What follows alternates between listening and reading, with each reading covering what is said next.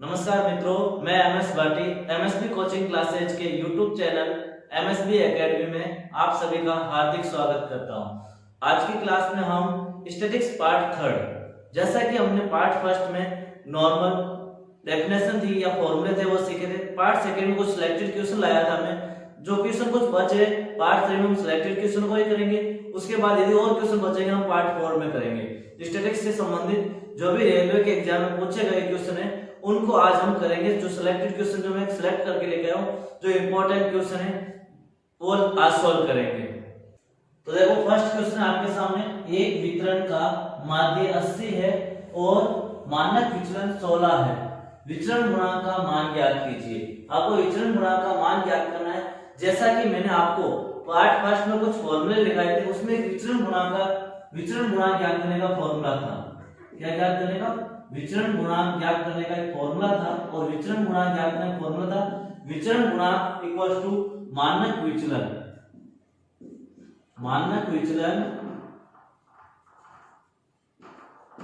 Upon माध्य into 100। ये था विचरण गुणांक ज्ञात करने का फॉर्मूला। विचरण गुणांक ज्ञात करने का फॉर्मूला मैंने पार्ट फर्स्ट में आपको बताया था, जैसा कि मानक विचलन अपॉन माध्य इनटू 100। आपको जैसे ये क्वेश्चन सॉल्व करेंगे आपको फॉर्मूले आने जरूरी है। तो अब देखो मानक विचलन कितना हमारे पास, मानक विचलन है 60 अपॉन माध्य है आपके पास 80 इनटू 100। यहाँ पर आपको जो वैल्यू दे रखी है वो वैल्यू पुट करनी है। जैसे मानक विचलन हमारे पास 16 है, माध्य हमारे पास 80 है, तो 16 अपॉन 80 इनटू 100। एक जीरो से एक जीरो कट हो जाएगा, 8 का भाग 16 में 2 बार जाएगा। 2 को 10 से मल्टीप्लाई करेंगे हम तो 2 इंटू 10 हो जाएंगे 20%। विचरण गुणांक किसमें आता है? प्रतिशत में। तो आपका आंसर हो जाएगा 20%। नेक्स्ट क्वेश्चन आपके पास 3 4 5 5 3 5 5 6 का बहुलक तथा माध्यिका ज्ञात कीजिए। आपको बहुलक और माध्यिका ज्ञात कीजिए। आपके पास एक क्वेश्चन है, इस क्वेश्चन को आपको सॉल्व करना है। जैसे कि आपके पास ऑप्शन है, ऑप्शन हो जाएगा 5 और 3, सेकंड ऑप्शन 3 और 4, थर्ड ऑप्शन 5 और फोर्थ ऑप्शन 5 और 4.5। ये आपके पास। अब आपको इसमें से बताना बहुलक और माध्यिका ज्ञात कीजिए। बहुलक क्या होगा और माध्यिका क्या होगी वो हमें ज्ञात करना। जैसा कि बहुलक मैंने बताया था मोड, जिसे हम मोड भी कह सकते हैं। बहुलक क्या होता है? जो हमारे पास डाटा है, डाटा का मैक्सिमम मान जो अधिकतम बार रिपीट हो रहा है, मैक्सिमम बार रिपीट हो रहा है, अधिकतम बार रिपीट हो रहा है, जो सबसे अधिक बार रिपीट हो रहा है वो होगा हमारे पास बहुलक। तो हमारे पास यहाँ पर बहुलक लेंगे हम, तो बहुलक ऊपर जो डाटा हमारे पास, उस डाटा में देखिए सबसे अधिक बार रिपीट कौन सा अंक हो रहा है। जैसा कि हम इसमें देख रहे हैं 1 2 3 4 5 नंबर है जो 4 टाइम्स रिपीट हो रहा है। 5 नंबर कितने टाइम्स रिपीट हो रहा है? 4 टाइम्स। तो बहुलक हो जाएगा आपके पास 5, क्योंकि सबसे अधिक बार रिपीट हो रहा है, अधिक बार पुनरावृत्ति हो रही है। सबसे अधिक बार क्या हो रही है? पुनरावृत्ति हो रही है। सबसे अधिक बार पुनरावृत्ति हो रही है कौन सी की हो रही है? 5 की, जो अधिक बार रिपीट हो रहा है। तो हमारे पास बहुलक हो जाएगा 5। अब हम लेंगे माध्यिका, जिसे हम मीडियन भी कह सकते हैं। माध्यिका के लिए मैंने आपको बताया था जैसे पार्ट फर्स्ट में कि जो भी हमारे पास डाटा है, डाटा को हमें सबसे पहले आरोही क्रम या अवरोही क्रम, असेंडिंग ऑर्डर या डिसेंडिंग ऑर्डर, आरोही क्रम या अवरोही क्रम किसी एक में व्यवस्थित करना होगा। जैसा कि मैं इस आंकड़े को आरोही क्रम में व्यवस्थित कर रहा हूं, तो सबसे पहले मैं नंबर आता है आरोही क्रम में 3।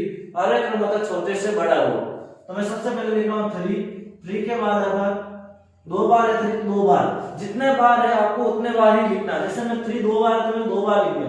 अब 4, उसके बाद 5 4 टाइम्स एंड 6। जो भी डाटा था उसको आरोही क्रम में मैंने सुव्यवस्थित कर दिया। अब इस आंकड़े में हमें ज्ञात करना माध्यिका ज्ञात करने से फर्स्ट स्टेप आपका था आरोही क्रम में व्यवस्थित करना, जो हमने कर दिया आरोही क्रम में व्यवस्थित। अब आरोही क्रम में व्यवस्थित करने के बाद आपको नंबर ऑफ डाटा, जो हमारे पास जो डाटा देगा उसकी संख्या कितनी है। जैसे कि इसकी संख्या 1 2 3 4 5 6 7 8, यहाँ पर संख्या कितनी है? 8। n का मान कितना है? 8, जो क्या है? सम है। क्या है? सम। अब मैंने बताया था सम के लिए अलग फॉर्मूला था और विषम के लिए अलग फॉर्मूला था। विषम के लिए क्या फॉर्मूला था? n+1/2 वा पद। ये था सम के, विषम के लिए। और सम के लिए क्या था? n बटा 2वां पद क्या होगा, n बटा 2वां पद, तो n हमारे पास 8 है, 8/2 हो जाएगा हमारे पास 4वां पद। और सेकंड था n बटा 2 प्लस 1वां पद, तो 8/2 प्लस 1, 8 में 2 का भाग 4, 4 प्लस 1 5वां पद। ये तो आपको फर्स्ट स्टेप था, क्या करना था सम के लिए, n बटा 2वां पद और n बटा 2 प्लस 1वां पद ज्ञात करना था। उसके बाद इनका औसत 4वां प्लस 5वां पद का औसत, 4वां पद व 5वां पद का औसत। अब देखो 4वां पद कौन सा आ रहा है हमारे पास यहाँ पर, 4वां पद कौन सा है, फर्स्ट सेकंड थर्ड फोर्थ, 4वां पद है 5 और 5वां पद कितना है, वो भी 5 है, ये भी 5 है और ये भी कितना है 5। इन दोनों का औसत मीन ज्ञात करना, आपको इसका औसत ज्ञात करना। तो औसत क्या होगा, जो हमारे पास इसका माध्य या माध्यिका हम कहेंगे, तो माध्यिका क्या हो जाएगी, माध्यिका हो जाएगी हमारे पास जो नंबर दे रखा था उस नंबर का औसत और पद वो 5 पद का औसत, 5 प्लस 5 दो नंबर है तो अपॉन में 2, 5 प्लस 5 10/2 कितना हो जाएगा 5। तो माध्यिका आपके पास कितनी आ गई 5, माध्यिका कितनी आ गई 5 और बहुलक भी कितना है आपके पास 5। तो देखना ऑप्शन में कौन सा रहा, बहुलक 5 और माध्यिका 5, ऑप्शन नंबर 3 हो जाएगा, क्योंकि इसमें 5 और 3 है, 5 और 4.5, 3 और 4, हमें चाहिए 5 और 5 जो किसमें ऑप्शन नंबर 3 में, ये हो जाएगा इसका आंसर। नेक्स्ट क्वेश्चन है, यदि बहुलक का मान 14 है और अंकगणितीय माध्य 5 है तो माध्यिका का मान ज्ञात कीजिए। आपको बहुलक का मान देगा 14 और अंकगणितीय माध्य जो हमारे पास माध्य दे रखा है 5 और हमें ज्ञात करना माध्यिका का मान। जैसा कि पार्ट फर्स्ट में मैंने आपको लिखवाए थे फॉर्मूले, उसमें था बहुलक और माध्य माध्यिका तीनों में एक संबंध रिलेशन लिखवाया था मैंने। वो रिलेशन क्या था, बहुलक इक्वल्स टू बहुलक बराबर 3 इंटू माध्यिका माइनस 2 इंटू माध्य। ये होता है माध्य माध्यिका बहुलक में रिलेशन। क्या होता है रिलेशन आपके पास, बहुलक इक्वल टू 3 इंटू माध्यिका माइनस 2 इंटू माध्य, ये होता है रिलेशन। अब जो हमारे पास वैल्यू दे रखी है इस रिलेशन में रखो, बहुलक की वैल्यू 14 है तो बहुलक की वैल्यू 14, माध्यिका 3 इंटू माध्यिका हमें ज्ञात करना है, माध्यिका का मान ज्ञात कीजिए। तो माध्यिका की जगह मैंने माध्यिका ऐसे लिख दिया, माइनस 2 इंटू माध्य, माध्य आपके पास 5, सॉल्व करो 14 इक्वल टू 3 इंटू माध्यिका, माध्यिका का हमारे पास माध्यिका आ जाएगा और 2 इंटू 5 10 हो जाएगा। ये माइनस का 10 है जो मैं बराबर से इधर लेके आऊंगा, किसका होगा प्लस का 10। ये किसका है माइनस का 10, 5 इंटू 10 ये माइनस का है, मैं बराबर से दूसरी तरफ देखा किस में जाएगा हमारे पास प्लस में जाएगा। तो 3 इंटू माध्यिका कितनी हो जाएगी हमारे पास, 3 इंटू माध्यिका इक्वल टू 14 प्लस 10, 14 प्लस 10 कितना होगा 24 इक्वल टू 3 इंटू माध्यिका, क्या हो जाएगा 14 प्लस 10 24 इक्वल टू 3 इंटू माध्यिका। ये 3 इधर मल्टीप्लाई में इधर जाएगा डिवाइड में होगा तो 24/3 हो जाएगा 8, 24/3 कितना हो जाएगा 8, जो आपके पास आ गई माध्यिका। क्या आ गया आपके पास माध्यिका, तो माध्यिका का मान हो जाएगा 8, तो माध्यिका का मान कितना हो जाएगा 8, ऑप्शन नंबर 1 राइट हो जाएगा आपके पास माध्यिका का मान 8। नेक्स्ट क्वेश्चन है 14 13 13 12 15 21 16 18 13 का रेंज बहुलक तथा माध्यिका आपको तीनों ज्ञात करना, रेंज भी ज्ञात करनी, बहुलक भी ज्ञात करना और माध्यिका भी ज्ञात करनी। तो इसके लिए रेंज, रेंज का मैंने फॉर्मूला लिखा था, रेंज को हम परिसर भी कह सकते हैं, रेंज को हम क्या कहते हैं परिसर। रेंज को या परिसर को दोनों एक ही बात है, एग्जाम में रेंज ऐसे भी लिखा आ सकता है, RANG रेंज ऐसे भी लिखा आ सकता है और परिसर भी लिखा आ सकता है, तीनों एक ही बात है। तो परिसर क्या होता है maximum minus minimum, maximum minus minimum मान। जो हमारे पास डाटा दे रखा है उसमें मैक्सिमम अधिकतम माइनस मिनिमम न्यूनतम, अधिकतम मान कौन सा और न्यूनतम मान कौन सा है। जैसे कि यहाँ पर जो डाटा दे रखा है आपका, इस डाटा में हम देखें तो अधिकतम मान 21 है तो मैक्सिमम मान 21 माइनस मिनिमम मान जो सबसे कम बार है तो सबसे कम 12, मिनिमम मान कौन सा सबसे कम 12, तो मैक्सिमम माइनस मिनिमम 21 माइनस 12, 21 में से 12 घटाएंगे तो आएगा आपके पास आंसर 9, कितना आएगा 9। तो आपके पास रेंज कितनी आ गई, रेंज आ गई आपके पास 9। अब हमें ज्ञात करना बहुलक। बहुलक क्या होता है, जो सबसे अधिक बार बारंबार था, जिसकी सबसे अधिक बार बारंबार था कह सकते हैं, सबसे अधिक रिपीट हो रहा है, तो इस नंबर में देखेंगे तो सबसे अधिक बार रिपीट हो रहा है 13, क्योंकि देखो 1 2 3, 13 कितने टाइम्स रिपीट हो रहा है, 3 टाइम्स।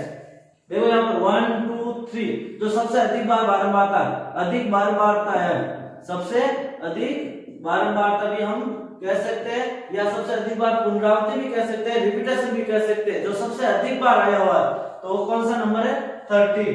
अब हमें ज्ञात करना माध्यिका। माध्यिका के लिए जो आप डाटा देगा, उस डाटा को पहले आपको आरोही क्रम या अवरोही क्रम में अरेंज करना होगा। आरोही क्रम में अरेंज करेंगे, सबसे पहले आएगा 12, 12 के बाद 3 टाइम्स 13, उसके बाद नंबर आ रहा 13 के बाद 14, 14 के बाद 15, 15 के बाद 16 और 16 के बाद 21। ये नंबर है 1 2 3 4 5 6 7 8 9। यहाँ पर देख लो वापस 9 हुए नहीं, 1 2 3 4 5 6 7 8। अभी ये कम नंबर, अब नंबर कम कौन सा हो गया वो हमें चेक करना है। देखो 12 आ गया हमारे पास, 12 के बाद 13 आ गया हमारे पास 3 टाइम्स, उसके बाद 14, ये रहा 14, उसके बाद 15 16 18, एक नंबर मिस कर दिया हमने 18, 18 के बाद 21।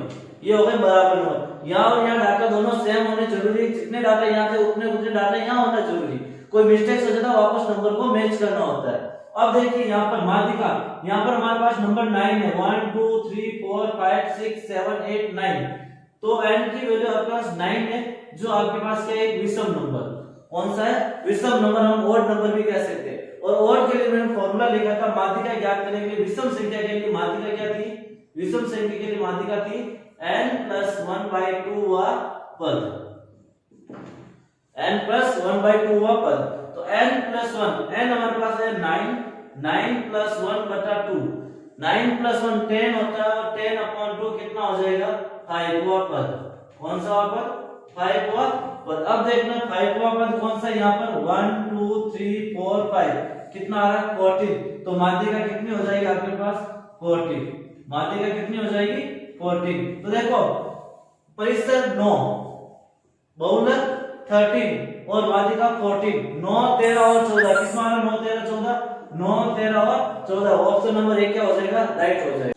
नेक्स्ट क्वेश्चन है, नीचे दिए गए आंकड़ों के बहुलक माध्यिका और माध्य का एलसीएम लघुत्तम समावर्ती, लघुत्तम समापवर्ती। आपको क्या ज्ञात करना, एलसीएम या लघुत्तम समापवर्ती ज्ञात कीजिए। अब आपको क्वेश्चन को और घुमा दिया गया, क्या घुमाया, बहुलक माध्यिका और माध्य ये तो ज्ञात करना, लेकिन इसका एलसीएम पूछ लिया आपको। क्या पूछा इस क्वेश्चन का, एलसीएम पूछा, तो इसका एलसीएम क्या वो हमें बताना। तो देखो सबसे पहले हमें क्या ज्ञात करना, बहुलक। बहुलक जैसा कि मैंने बताया था आपको, बहुलक होता है जो सबसे अधिक बार बारंबारता, जो सबसे अधिक बार रिपीट हो रहा है। तो हम जैसे इस डाटा में देखेंगे तो हमारे पास इस डाटा में सबसे अधिक रिपीट होने वाला नंबर कौन सा, देखो 4 एक बार, 4 दो बार, 4 तीन बार। जो 4 नंबर है वो 3 बार है, इसका मतलब इसका बहुलक कितना गया, 4। इसका बहुलक कितना गया, 4। अब हमें ज्ञात करनी माध्यिका, ज्ञात क्या करनी हमें, माध्यिका। और माध्यिका क्या होती है, जो हमारे पास नंबर है उसको पहले अरेंज करो आरोही या अवरोही क्रम में। तो हम इस डाटा को अरेंज करेंगे तो सबसे पहले आएगा 2, 2 के बाद 3, 3 के बाद 4, कितने टाइम्स है, 3 टाइम्स।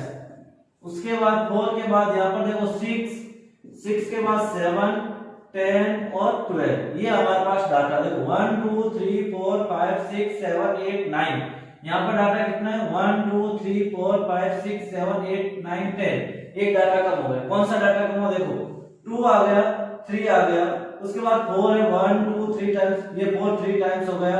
उसके बाद 4 के बाद 6 है, 6 के बाद 8 और 10 और 12, 6 7 8 10 और 12। ये हो गया सारा डाटा।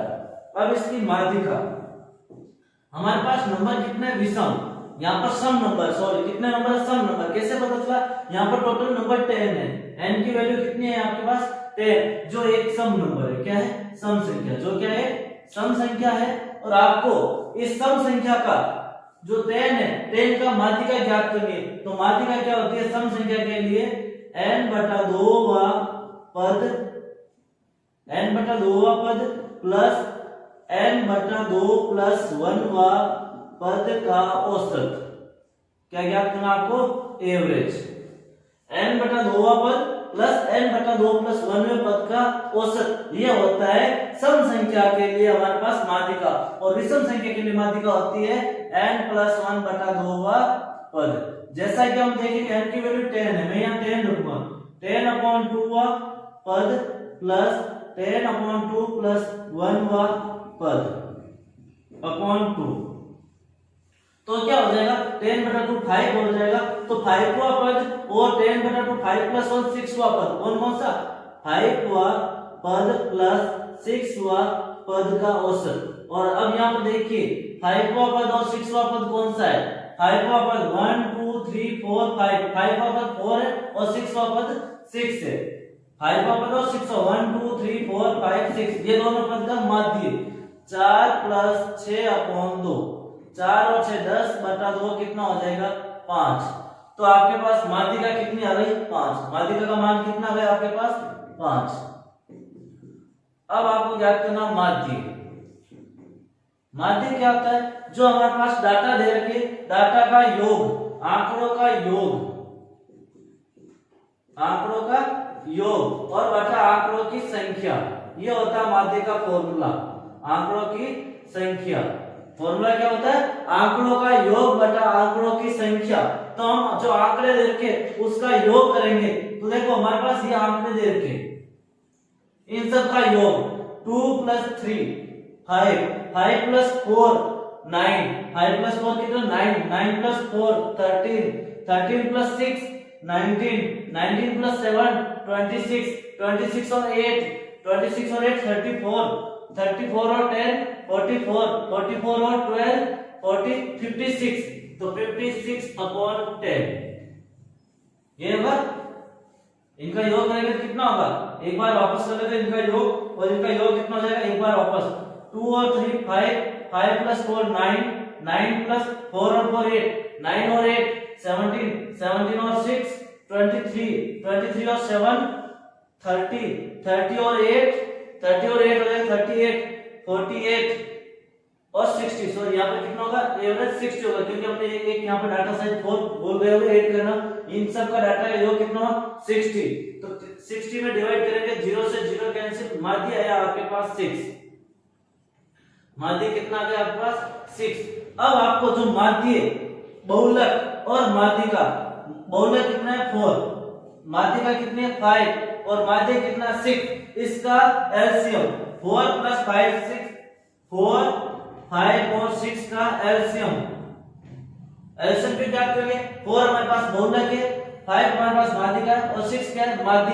याद रखिएगा इसका एलसीएम, एलसीएम क्या होता है? 4 5 6 का एलसीएम, देखो एलसीएम ज्ञात कर लेते हैं हम, डिवाइड करेंगे हम, 2 से डिवाइड करूंगा, 2 2 जा 4, 5 में नहीं जाता भाग, 6 में जाता 3 टाइम्स, फिर 2 का भाग 1 बार, 5 और 3 में नहीं जाता है, 3 का 1 बार और 5 का 5 में 1 1 बार, तो 5 3 जा 15, 15 2 जा 30, 32 जा 32 जा कितना जाएगा? 60।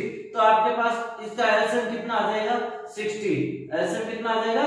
60। देखो फर्स्ट आपको बहुलक माध्यिका, माध्य ज्ञात कर लिया, तो इसका एलसीएम, तो हमने एलसीएम ज्ञात किया 4 प्लस 5 प्लस 6 का एलसीएम, 4 5 6 का एलसीएम, जो कितना है हमारे पास?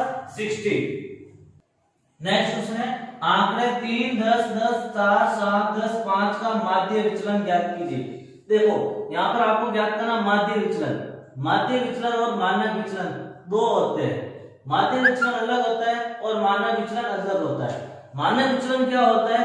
जो भी हमारे पास डाटा दे रखे उस डाटा का औसत, जो भी हमारे पास मानक विचलन बता रहा हूं मैं आपको, क्या बता रहा हूं? मानक विचलन। जो भी डाटा दे रखा है उस डाटा का औसत, क्या ज्ञात करना आपको? डाटा का औसत। डाटा का औसत आता है, उस औसत को प्रत्येक डाटा में से घटाओ, औसत को प्रत्येक डाटा में से घटाना। जो औसत आएगा हमारे पास उसको प्रत्येक डाटा में से घटा के, घटाने के बाद प्रत्येक डाटा में से घटाने के बाद उन सब का स्क्वायर का औसत, स्क्वायर का औसत और फिर वर्गमूल, ये होता है मानक विचलन। क्या होता है? सबसे पहले मानक विचलन में हम लिखेंगे सिग्मा। डी, डी में लेता हूं यहाँ पर माध्य, डी में क्या ले रहा हूं यहाँ पर माध्य, माध्य में से प्रत्येक डाटा को घटाइए, उसका स्क्वायर कीजिए, फिर उसका औसत निकालिए और उसका वर्गमूल, ये होता है मानक विचलन। मैं यहाँ डी ले रहा हूँ माध्य, डी में क्या ले रहा हूँ माध्य, ऐसा मेरे पास प्रत्येक डाटा है, प्रत्येक डाटा, और एन मेरे पास डाटा की संख्या, डाटा की संख्या या आंकड़ों की संख्या है मेरे पास। डी औसत में से प्रत्येक, औसत है माध्य, जो भी डाटा देगा उसका माध्य ज्ञात कीजिए, माध्य में से प्रत्येक डाटा को घटा के उसका स्क्वायर और स्क्वायर का औसत, औसत का वर्गमूल, ये होता है मानक विचलन। और माध्य विचलन इसका अलग होता है। माध्य विचलन क्या होगा, जैसा कि हमारे पास जो भी डाटा देगा उसका औसत ज्ञात कीजिए, तो सबसे पहले मैं माध्य ज्ञात कर रहा हूं। माध्य क्या होता है, आंकड़ों का योग बटा आंकड़ों की संख्या। माध्य क्या होता है, आंकड़ों की योग बटा आंकड़ों की संख्या। तो हमारे पास यहाँ आंकड़े देखेंगे तो आंकड़ों का योग 3 plus 10 plus 10 plus 4 plus 7 plus 10 plus 5 upon total आंकड़े कितने 1 2 3 4 5 6 7 से डिवाइड, सबको ऐड करो कितना हो रहा है 10 और 10 20 20 और 10 30 30 30 और 7 और 3 10 30 और 10 40 40 और 4 44 और 5 49 बटा 7, कितना हो जाएगा माध्य आपके पास आ गया 7। अब माध्य ज्ञात करने के बाद सेकंड स्टेप, माध्य को प्रत्येक डाटा में से घटाओ 7 - 3, ये मोड का साइन है। मोड का साइन क्यों लगाया, क्योंकि माध्य में से डाटा घटाएंगे हम, माध्य में से क्या घटाएंगे डाटा, तो यहाँ तो प्लस आ रहा है, जब डाटा बड़ा हो जाएगा माध्य से वो माइनस का आएगा, और हमें माइनस नहीं लेना। इस मोड का अर्थ होता है जो संख्या माइनस का आएगी उसको प्लस में चेंज कर देगा। तो 7 - 3 plus 10 7 - 10 7 - 10 plus mod of 10 - 7 mod of 7 या 7 7 - 10 7 - 4 mod of plus 7 - 7 mod of plus 7 - 10 mod of 7 - 5 का औसत नंबर ऑफ संख्या 7 है। आपको क्या करना, सबका मोड लेना, क्योंकि देखो यहाँ तो 7 - 3 प्लस 8 हो रहा है, 7 - 10 यहाँ माइनस का 3 आ रहा है, लेकिन मोड क्या करेगा माइनस को प्लस में चेंज, तो यहाँ आ जाएगा प्लस का 3, यहाँ पर भी प्लस का 3 7 - 4 3 7 - 7 0 7 - 10 माइनस का 3 है लेकिन प्लस में 3 में चेंज कर दिया, 7 - 5 2 अपॉन n हमारे पास कितना है 1 2 3 4 5 6 7, ये हुआ है 7, मैंने 7 से डिवाइड किया, सबको ऐड करो 4 और 3 7 7 और 3 10 10 और 3 13 13 और 3 16 16 और 2 18 अपॉन 7। तो हमारे पास आंसर कितना आ गया माध्य विचलन, ये क्या आपके पास माध्य विचलन, माध्य विचलन कितना आ गया आपके पास 18/7, तो आंसर हो जाएगा आपके पास 18/7। यहाँ पर मानक विचलन होता तो क्या करते थे, ये स्टेप सेम था, ये भी स्टेप सेम था, लेकिन यहाँ पर प्रत्येक डाटा का स्क्वायर करना होता और फिर स्क्वायर रूट ज्ञात करना होता, ये होता है मानक विचलन। हमें माध्य विचलन ज्ञात करना, तो कितना हो जाएगा 18/7। नेक्स्ट क्वेश्चन है, नीचे कक्षा में उपस्थित 100 विद्यार्थियों का विवरण उनकी उपस्थिति के आधार पर दिया गया, उसका बहुलक ज्ञात कीजिए। आपको उपस्थिति के दिनों की संख्या दे रखी है और विद्यार्थियों की संख्या दे रखी है, आपको बहुलक ज्ञात करना। तो यहाँ पर देखो ये एक टेबल के रूप में दे रखा है, संख्या फिक्स नहीं दे रखी, जैसे हमारे पास पहले डाटा दे रखा था उसके अकॉर्डिंग अलग दे रखा है। इसको सॉल्व करने के लिए इस टेबल को पहले खड़ी बना दो, तो 6 to 10 10 to 14 14 to 18 18 to 22 22 to यहाँ पर 18 18 to 22 और 22 to 26 9 28 34 18 और 11 ये टेबल दे रखी थी। अब इसका फॉर्मूला मैं यहाँ पर लिख रहा हूं, इसका फॉर्मूला क्या होगा, बहुलक बराबर L plus F1 minus F0 bracket of upon 2F1 minus F0 minus F2 multiply of H। ये होता है formula L plus F1 minus F0 upon 2F1 minus F0 minus F2 multiply H। अब इसमें value रखेंगे, जैसा कि मैं बता देता हूं, यहाँ पर L क्या होता है, बहुलक वर्ग की निम्न सीमा। बहुलक वर्ग की निम्न सीमा। H ऊंचाई कह सकते हैं हम F0 बहुलक वर्ग से ठीक पहले की बारंबारता, बहुलक वर्ग से ठीक पहले की बारंबारता।